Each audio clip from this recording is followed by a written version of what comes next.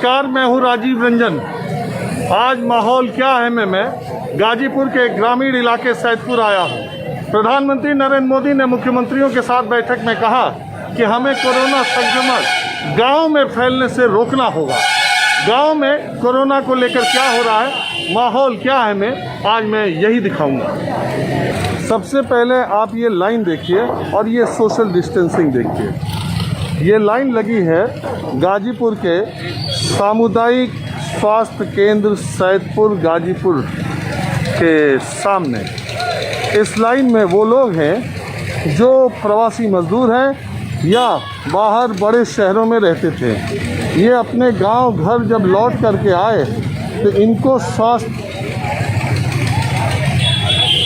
परीक्षण के लिए, हेल्थ चेकअप के लिए सामुदायिक स्वास्थ्य केंद्र में बुलाया गया। और ये जो आप लाइन देख रहे हैं, इसमें कहीं कोई सोशल डिस्टेंसिंग नहीं है। सब एक दूसरे के नज़दीक खड़े हुए हैं। हालांकि ज़्यादातर लोगों ने मास्क लगाया हुआ है या मुंह ढका हुआ है।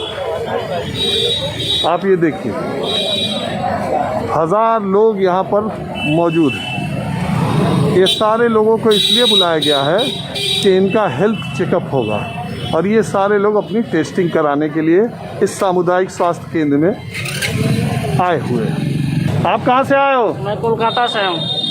क्या करते थे कोलकाता में? कोलकाता में ट्रांसपोर्ट लाइन था अपना, हिंदुस्तानी यूनिलीवर का प्रोडक्ट लोगी। कब आए? कल ही आया अभी। आपको भी गांव वालों ने कहा पहले उधर जाओ? हाँ, चेकअप कराने के लिए बोले। हाँ, चेकअप कराने के लिए बोले हो कि जाओ उधर पहले चेक करा के आओ इधर। आप कहाँ से आए हो? महाराष्ट्र से। महाराष्ट्र में कहाँ से? भिवंडी। कब आए? आज ही आए? हाँ, सुबह में। तो गांव वालों ने बोला पहले चेकअप कराओ? हाँ, तब गांव में आना। हाँ हाँ, गांव के प्रधान लोग, गांव के आदमी लोग, सब लोग बोले कि पहले चेकअप अपना करा लो, फिर उसके बाद इधर आना गांव में। तो आप यहाँ कब से खड़े हो? आप 7 बजे से। 4-5 घंटे हो गए। हाँ। ये वो लोग हैं जो बड़े शहरों को जब अपने गांव को लौटे तो गांव के प्रधान या दूसरे लोगों ने कहा कि पहले हेल्थ चेकअप करा करके आओ तब गांव में घुसना। और ये लोग यहाँ लाइन में लगे हुए हैं। 7 बजे सुबह से लाइन में लगे हुए हैं और 12 बजे का टाइम हो चुका है। ये सारे लोग यहाँ पर आप देखिए, दूर तक आपको दिखाई देगी लाइन। क्या बोल रहे हो आप? सर, मैं बॉम्बे से आया हूँ और सुबह 7 बजे से लाइन लगा हूँ और मेरे हाथ में चोट लगा, गिर गया था। अभी इधर ही सैदपुर में चोट लग गया, इसका भी दवा नहीं किया। अब मेरा नंबर भी नहीं आया यहाँ पे और खाया भी नहीं हूँ मैं। आप लोग नोट करके। और तो आप क्यों आए इधर? अरे सर, क्या करूँ, उधर भी परेशान, खाना दाना नहीं मिलता है तो क्या करेंगे, आना ही पड़ेगा ना। कैसा भी चल के आया, वो भी मोटरसाइकिल चला के लेके आया हूँ वहाँ से? हाँ सर। अकेले? नहीं, 2 जने। बुखार उखार तो नहीं आ रहा है? नहीं, देख लीजिए, चेक कर लीजिए, इसीलिए तो खड़ा हूँ। तो यहाँ चेक कराने क्यों आए? अरे सर, क्या ऐसा सब चलता है ना, सब करके लेने का। घर सुरक्षा तो मांगता है ना अपना, परिवार का, सबका। इसके लिए आना पड़ता है चेक करने का। कोई हमारे में कमी है तो महाराष्ट्र में भी चेक कराए हम, यहाँ भी चेक करके अभी घर जाना है। लेकिन यहाँ तो आप लोग 1-1 मीटर की दूरी पे खड़े हैं नहीं? अरे सर, कोई आगे पीछे से आ जाता है तो क्या करेंगे, हम तो खड़े रहते हैं बराबर। अब ये सामुदायिक स्वास्थ्य केंद्र है और अब ये सामुदायिक स्वास्थ्य केंद्र में यहाँ क्या सुविधा होगी? 2 डॉक्टर्स के रूम है और इन दोनों डॉक्टर्स में केवल थर्मल चेकिंग हो रही है, केवल बुखार का परीक्षण हो रहा है और सिर्फ बुखार के परीक्षण के लिए इतने लोगों को लाइन में लगाया गया है। और यहाँ पर आप देखिए, कोई भी सोशल डिस्टेंसिंग नहीं है। हर आदमी एक दूसरे से सटा हुआ है। अगर जिस तरह से बाहर से प्रवासी मजदूर कोरोना पॉजिटिव जिस संख्या में निकल रहे हैं, अगर आपने देखा होगा पिछले 24-48 घंटों में बिहार, यूपी में जिन जिलों में प्रवासी मजदूर आए, उनके कोरोना संक्रमित होने की दर कितनी तेज़ी से आगे बढ़ी है, तो आप इस खतरे का अंदाज़ा लगाइए।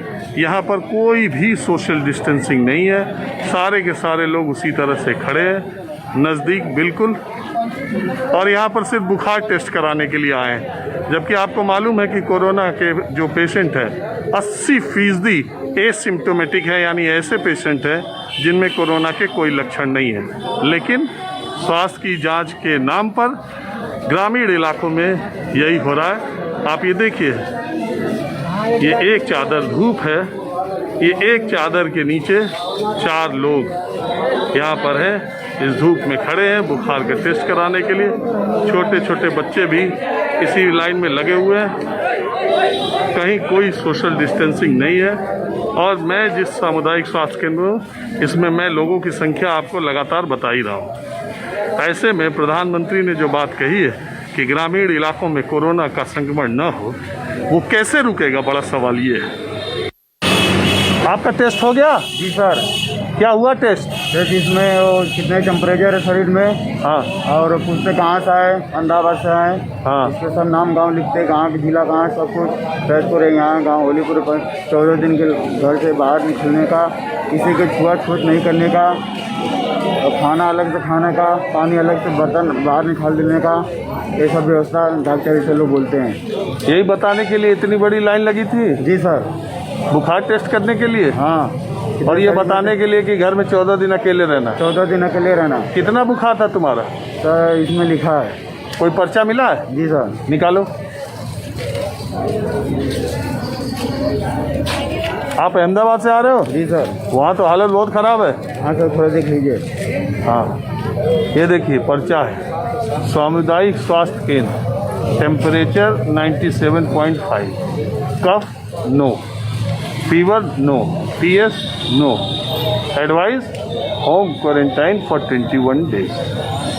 अब यही पर्चा देने के लिए अब डॉक्टर करें तो करें क्या? ये सामुदायिक चिकित्सा केंद्र में उनके पास थर्मामीटर के अलावा है क्या जिससे वो क्या टेस्ट कर लेंगे? लेकिन उनको करना भी है। इसमें सर पुराना सजाने वाली मशीन है। हाँ, और सर पर इसे सजाते हैं, पुराना सजाने वाली मशीन है। पिस्तौल टाइप की? हाँ, पिस्तौल टाइप की है। हाँ। ऐसे सजा दे रहे हैं वो लोग, दूरी बना के। ऐसे? हाँ, बोलते थोड़ा दूरी रहो, ऐसे सजा के ऐसे रख देंगे। और ऐसे माथे पर लगा दे रहे हैं? हाँ, बस ऐसे सजा नहीं रहे हैं। हाँ, इतना मतलब दूरी है, 1 फुट की दूरी नहीं रहनी चाहिए। हाँ, इतनी दूरी होती है। हाँ, हाँ। जी सर। उसको थर्मल चेकिंग करते हैं, वो भी टेम्परेचर लेता है। निकालो, सुबह से हम लोग लाइन में लगते हैं बिना खाए पिए हुए। कुछ यहाँ पर सरकार कोई व्यवस्था नहीं की है खाने पीने के लिए। कोई पैदल चल जा रहा है, कोई साधन। अरे यहाँ टेस्ट हो जाए अभी, तुम्हारा खाने पीने का व्यवस्था कहाँ से? हाँ कितने बजे आए थे? सर 9 बजे 10 बजे का। कब? हाँ, आज कितने घंटे में नंबर आया? सर हमारा तो आधा घंटे में नंबर आ गया था, पहले के लगाए थे। हाँ, तो इसको रख लूँ? हाँ रख लो, जाओ आराम करना, दूर रहना। अहमदाबाद से आओ, वहाँ बहुत फैला है। हाँ सर। आप लोग कहाँ से आई थी? मुंबई से आए थे हम। हाँ, मुंबई से आए थे, महाराष्ट्र। मुंबई से? हाँ आप भी टेस्ट कराने आए थे? हाँ हो गया टेस्ट? हाँ। क्या हुआ? उन्होंने हमारा टेम्परेचर देखा, हाँ, और फिर उम्र पूछा, हाँ, कहाँ से है वो पूछा, और हमारे गांव का नाम, जिला, तहसील वगैरह पूछा। मुंबई से कैसे आए थे बेटा? रिक्शे से आए थे। हाँ, रिक्शे से आए थे। रिक्शा? हाँ, ऑटो से। किसका ऑटो था? पापा का। हमारी फैमिली आई ना उनके साथ में। आपके पापा ऑटो चलाते हैं? हाँ तो मुंबई से आप लोगों को ऑटो में लेके आ गए? हाँ, वहाँ से परमिशन मिला हाँ, तो आए हम सब। ये आपकी मम्मी है? नहीं, हमारी चाची है। ये चाची भी आई उसी ऑटो से? हाँ, हम सब लोग हाँ? आए, सब लोग आए ऑटो से। कितने लोग? 10 लोग। 10 लोग एक ऑटो में? नहीं, दो एक ऑटो में 5 लोग हैं। अच्छा, तो आपका भी टेस्ट हो गया? हाँ, हो गया। देखिए,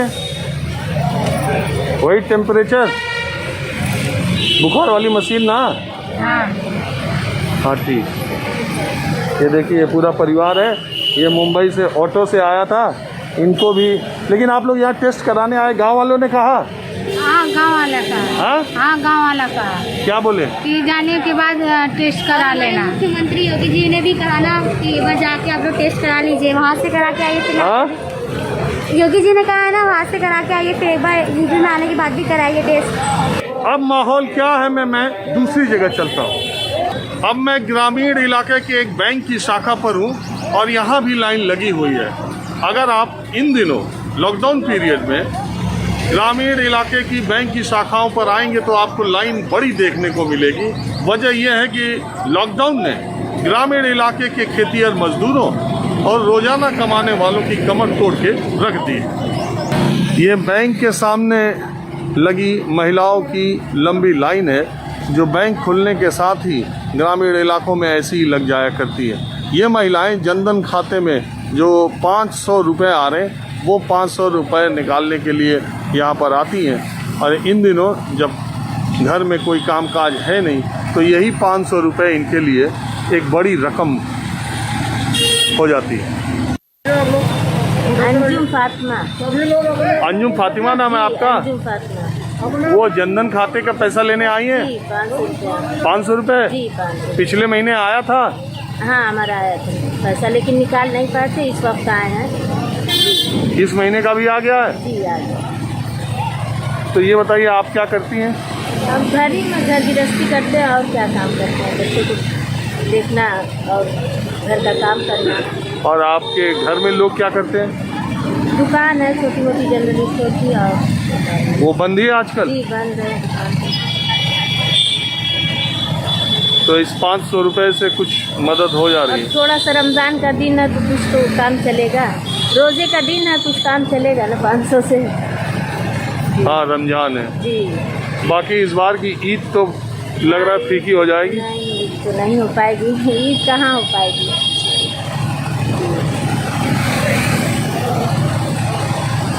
आपका नाम क्या है? आरती। हाँ, आरती। आप क्या करती हैं? मैं हाउस वाइफ हूँ। अच्छा, तो ये आपको भी पिछले महीने मिला था? यस सर, मिला था। आपने पैसा निकाला था? जी हाँ। तो रोज बैंक में इतनी ही लंबी लाइन लगती है? यस सर, इससे ज़्यादा लगती हैं लाइनें इससे ज़्यादा लगती हैं। इस बार हम लोग आए थे तो बहुत ज़्यादा लाइनें लगी थी। हाँ। इस बार तो हम लोग के लिए कम ही है। अच्छा, बाकी गांव में ये लॉकडाउन जो चल रहा है, तो गांव का जीवन कैसा है? वैसा ही जैसे चल रहा था। हाँ, इस समय थोड़ा सा बिगड़ा हुआ स्थिति है कि भाई गरीब है, लोग निकल नहीं रहे हैं लॉकडाउन में काम करने के लिए। तो जैसे खेती करने वाले मजदूर हैं, जैसे चल रहा है अपन अपना चला रहे हैं जीविका, और ये जो मिल रहा है तो सब इस समय कुछ नहीं है। तो ये हो रहा है कि यही सही। अच्छा, आज प्रधानमंत्री नरेंद्र मोदी 8 बजे फिर से राष्ट्र को संबोधित करने वाले हैं। Yes sir. अगर आपसे उनको ये पूछना हो एक सवाल, तो आप उनसे कोई सवाल पूछेंगे या क्या चाहती है वो क्या बोले? देखिए सर, मैं तो यही चाहूँगी कि वो देश को संबोधित कर रहे हैं तो वो जैसे देश को चला रहे हैं ठीक ही चला रहे हैं, लेकिन ये इस समय जो महामारी फैली है इसको संबोधित करते हुए वो जो भी कहें लोगों के भले के ही बात कहेंगे और कहे भी वही। और उनसे तो मैं यही क्वेश्चन करूँगी कि ये लॉकडाउन तक कब तक रहेगा सर, और क्या। लॉकडाउन की वजह से हम लोग भी थोड़ा बहुत परेशान हैं। घर से लोग बाहर नहीं निकल पा रहे हैं, कुछ काम भी नहीं हो पा रहा है, तो थोड़ा सा हाथ फंसा हुआ है।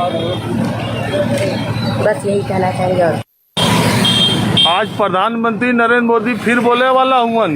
का बंद रही आऊ? हाँ, बंद रही। अरे बंद रही कि ना रही तो बताइए। बोलिए तो मैंने कहा आऊ लगा था कि कहीं भी ना मरी जाइए। अच्छा, तो के अगर पूछे रहे प्रधानमंत्री से एक सवाल तो का पूछबू? का पूछो कब कि कहिया खुलवा था कि आदमी कमाए धमाए लगा।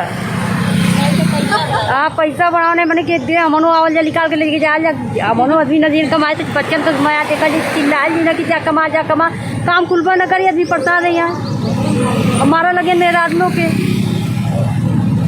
जो कहाँ जाए बंदा होता हम कहाँ से कमा के लिए आई। बीमारिया बीमारी तो अइया तो उपा निकलत बा ना, यही को उपा निकलत बा, कोनो उपा तो ना निकलत बा। तो सवालवा का पूछबू? अब का पूछी हमने के तो यह कुल बा परेशानी जरूरत बा। हमने के तरह कुछो नहीं मिलता, ये 500 रुपया मिलता, हमारे तरह से वो नहीं मिलता। हम सबके तो बोलो मिलू जाता थोड़ा बहुत, हमने के तो एकदम कुछ है ना। तो उस तरह से तो हमने मरा दे का पूछो कोई से, वो तो सबके बदले करिया रक्षा करिया, बीमारी से भी बचाव बांधते यार आदमी वही तरह मरत। लॉकडाउन बढ़े कि ना बोल। अब हम का बताए, अब उनकी पढ़ाइयाँ तब जैसे आदमी झेलबा करी को वही अपन ड्यूटी का कर जाए, बीमारी से बचा दिए तो और अच्छा। तू का करे लो? हम तो कुछ ना कहीं दूध भैंस गोर रख ले उन्होंने घर में किया हो तो हाँ भैंस रख ले भैंस? घास करीला भैंसियन के चारा कहाँ से लिया लोग? जाइला घास करीला सब भूसो फूसो खरीदा के पैसे पे सब घास करीला मेहनत करीला में खियाइला दूध भैंस रख ले। तो घर वाले तो काम करत हुए ना ये सब बंद है तो ना करते नहीं तो क्या करत ना? वही चुनना पेन चुनना पेन तो के प्रधानमंत्री से पूछे के रही आज बोले वाला हूँ फिर 8 बजे। अच्छा ये बताओ जब 8 बजे बोले ना सुने लू कि नहीं? हाँ सुनी ले सर हाँ खुद दिक्कत बा आदमी घरे बैठल बड़ा एको काम नाम से अब हमें कुछ ना बा गरुओ गैया ना कुछ ना खेतो बड़ी ना बा खैले बिना लड़की लिखा ऊपर से मर दूँ मेरा ऊपर से मस्तर बा आदमी घरे बैठल बा का कहाँ से आई बतावा ये आवत बा एमे चलत बा नून चली फिर खैला में मरा आदमी रही खुली तब बना दिए कमाए घरे आदमियों बैठल बा लड़की लेकर तो बैठल है बा हमें ना बड़े भैंस गैया गुर जाए हमें कह खा के बदनी पेट जियाले बाल बच्चन का फूल का मत दिक्कत बा ना काम कुल तुम ज़्यादा कमाए एक पैसा कमाते ना मोटा है मंडी में काम करते ना तो वो कम ना होत बा फूल का दिक्कत बा। तो ये 500 रुपया पिछली दाई भी उतरले रहलू? हाँ हाँ ले गए पास निकल ले ऐसे कुछ तो मदद हो जाता है? हो जाता बात एक दिन से 1 महीना 2 महीना साल भर न चली 500 गईला दुकान में फंस गए खत्म काम एक हजार फिर तब ना हाँ कुल व्यवस्था चलत बा में कुल रखता राशन फटाई उधर दलिया के नूने में खत्म हो जाई 500 रुपया का आई जाई लड़का माना होत बा ऊपर तो हमें बा फूला बा कमाना फूल का दिक्कत बा। अब मैं गाजीपुर बनारस बॉर्डर पर हूँ। यहाँ पर बहुत सारे मजदूर मुझे सड़क के किनारे बैठे मिले। ये देखिए ये दूर दराज के इलाकों से मेहनत कश लोग इसमें हर उम्र के हैं 17-18 साल से लेके 60-70 साल के लोग हैं जो कि यहाँ पर इस तरह सड़क के किनारे बैठे हुए हैं। कोई 6 दिन से, कोई 8 दिन से, कोई 10 दिन से पैदल चल रहा है, ट्रकों में चल रहा है, जहाँ जो सवारी मिल रही है वो मिल रहा है। कोई रेल की पटरी पार करके आ रहा है, कोई पुल के रास्ते, कोई खेत के रास्ते।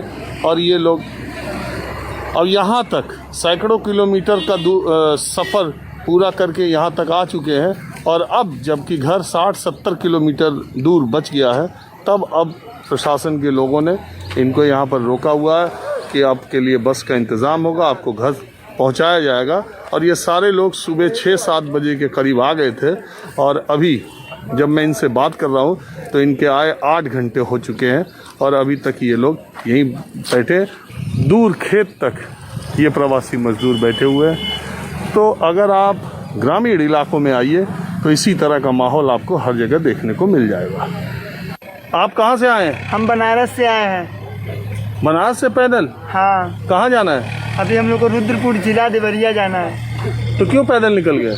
अब हम लोग रूम से रहते हैं, छात्र हैं संस्कृत के पढ़ने वाले, और हमारे पास पैसा नहीं था, जो राशन था वो भी ख़त्म हो गया, पैसा नहीं था, तो उसके वजह से हम लोग पैदल जा रहे हैं। बस नहीं जा रही थी, कुछ भी नहीं जा रही थी, उत्तर प्रदेश की कोई गाड़ी, तो इसलिए हम लोग पैदल जाएँ। तो यहाँ रुकवा दिया गया है कि बस आएगी, बस से आप बस की सुविधा से चले जाइएगा। अभी तक कोई बस नहीं आई है। अभी 6 बजे से हम लोग आए हैं, अभी कोई कुछ खाने की भी सुविधा नहीं है। अरे तो भाई बनारस से देवरिया जाना था, आप इतने दिन तक रुक गए थे, तो अब जब व्यवस्था होती तब जाते। आप तो स्टूडेंट हो, आपको तो बनारस से देवरिया जाना था। लेकिन हम लोग के पास कुछ भी नहीं था, खाने तक भी पैसा भी नहीं था, तो बताइए हम लोग कैसे क्या खाएं। इसी मजबूरी की वजह से हम लोग पैदल जाना पड़ा। लॉकडाउन बढ़ते जा रहा है, इसी वजह से हम लोग। तो घर वालों से बात नहीं किया? बात तो किए, वो लोग बोले क्या किए जाए, पैदल आप चले आओ। घर वालों ने कहा पैदल आ जाओ। हमारे पास कोई गाड़ी की सुविधा है नहीं कि हम वहाँ बुला के पास बनवा लें, इसलिए वाहन भी नहीं है, इसलिए जाना पड़ा। आप संस्कृत में कहाँ पढ़ते हो? निर्मल संस्कृत विद्यालय। किस क्लास में? अभी 12th उत्तर मध्यमा द्वितीय वर्ष। मतलब 12वीं में? हाँ। ओहो, ये देखिए 12वीं के संस्कृत के स्टूडेंट है। इनको भी ये बेचारों के पास पैसा ख़त्म हो गया था और सिर्फ देवरिया के रहने वाले हैं। 200 किलोमीटर दूर है बनारस से देवरिया। आप भी संस्कृत विद्यालय में ही पढ़ते हैं? जी। आपको भी देवरिया जाना है? आप किस क्लास में पढ़ते हो? हम उत्तर मध्यमा प्रथम वर्ष में। मतलब 11वीं में। जी। तो अभी और रुक नहीं सकते थे बनारस? अब लॉकडाउन बढ़ते चला जा रहा था, गए थे थाने में तो थाने में कोई सुनवाई नहीं हो रहा है, जब चलेगी तब जाइए बोल रहे थे। हाँ। अब कहाँ गाड़ी निकलवा रहे हैं, झारखंड बिहार मध्य प्रदेश की गाड़ी निकलवा रहे हैं, यूपी के लिए कोई सुनवाई नहीं कर रहे थे लोग। इसीलिए हम लोग कहें कि भाई लॉकडाउन बढ़ते चला जाएगा, कुछ हमारे पास नहीं था, खाने पीने के लिए कुछ नहीं था, जो पैसा था वो भी ख़त्म हो गया था सब।